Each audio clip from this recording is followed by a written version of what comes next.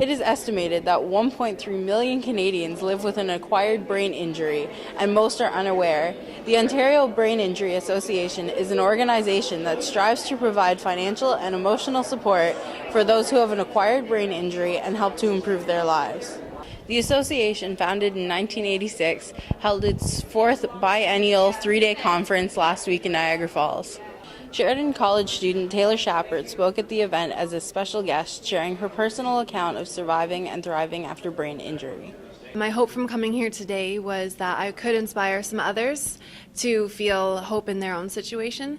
And I think that I achieved that today because I had a few people come and tell me that I made a difference to them in their own spirits, other survivors, and it was really touching to hear that.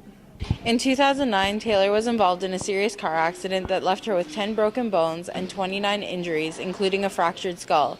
She was not expected to live, but she defied the odds.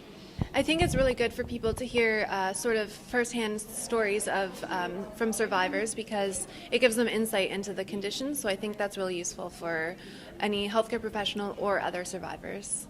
It was fun. I'm really glad we did it, and it feels nice to be asked to share my story to inspire others. Taylor credits many difference makers in her recovery, including Katie Schinkel, her occupational therapist. I've learned that certain qualities, including your attitude and being positive and determined, can be a big difference maker in your recovery. We all have a different personality, and when you have a car accident and you have a brain injury, it's how you deal with those limitations that really makes a big difference.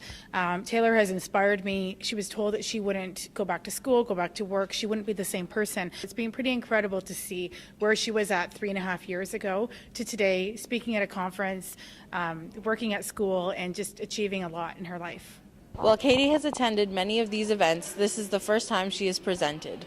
I think OBIA is a great example of a brain injury association that really advocates for people with brain injury.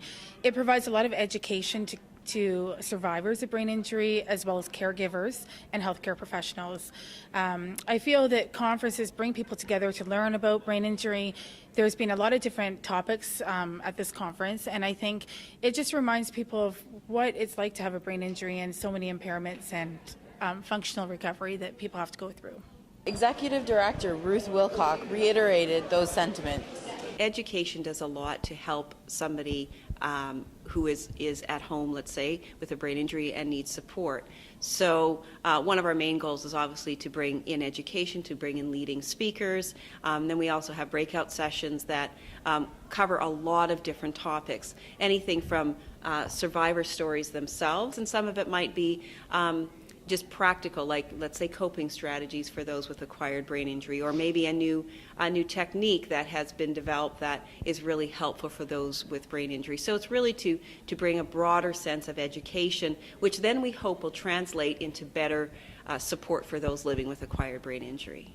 Survivors like Taylor, who has gone on to enjoy the things she loves the most.